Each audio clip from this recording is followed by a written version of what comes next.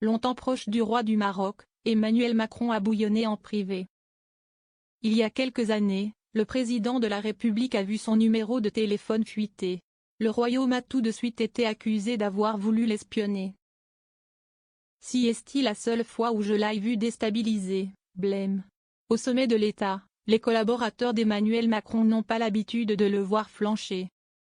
Droit dans ses bottes depuis sa première élection, en 2017, le président de la République n'aime pas se montrer atteint. Pourtant dans les arcanes du palais présidentiel, ses plus proches conseillers l'ont vu abattu une seule fois. C'était lors de la révélation de la vaste affaire Pegasus, dans laquelle le Maroc s'est retrouvé trempé. En 2019, on apprenait en effet qu'un service de sécurité de l'État marocain aurait sélectionné le numéro d'Emmanuel Macron pour potentiellement le pirater. À l'époque, on retrouvait aussi celui d'Édouard Philippe, alors Premier ministre, et ceux de 14 autres membres du gouvernement. On a trouvé ces numéros de téléphone, mais on n'a pas pu faire d'enquête technique évidemment sur le téléphone d'Emmanuel Macron, a expliqué le directeur de Forbidden Stories, sur LCI. Emmanuel Macron, soit vous mentez. Selon lui, que le président ait été ou pas espionné, cela montre en tout cas qu'il y a eu un intérêt de le faire. Si les faits sont avérés, ils sont évidemment très graves. Toute la lumière sera faite sur ces révélations de presse, a réagi la présidence. Et en privé, Emmanuel Macron aurait été particulièrement énervé de retrouver son nom dans cette fuite de données.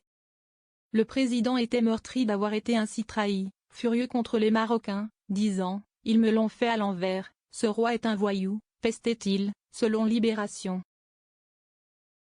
Emmanuel Macron a alors soupçonné le roi du Maroc d'avoir voulu l'espionner. Le chef de l'État a donc appelé Mohamed VI. « Non, je ne vous ai pas écouté », lui aurait répondu le souverain, selon Libération. Une phrase qui n'a pas calmé la colère du président. « Écoutez, j'ai les preuves, soit vous mentez, soit vous ne savez pas ce qu'il se passe dans votre pays », lui aurait-il lancé, furieux. D'autant que ces révélations embarrassantes, l'Élysée les a apprises de la bouche de journalistes. Le Maroc voulait poursuivre des médias. On a découvert début février 2021 qu'il y a parmi les milliers de cibles le portable de Macron.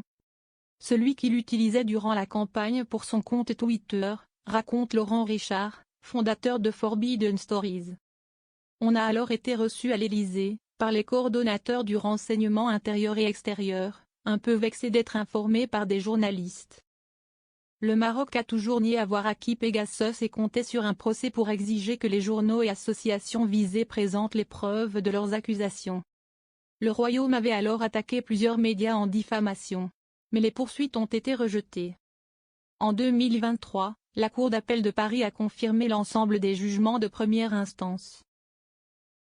La loi française sur la presse de 1881 ne permet pas à un État, qui ne peut être assimilé à un particulier, une poursuite en diffamation, ont-ils expliqué. Les avocats marocains comptaient alors saisir la Cour de cassation.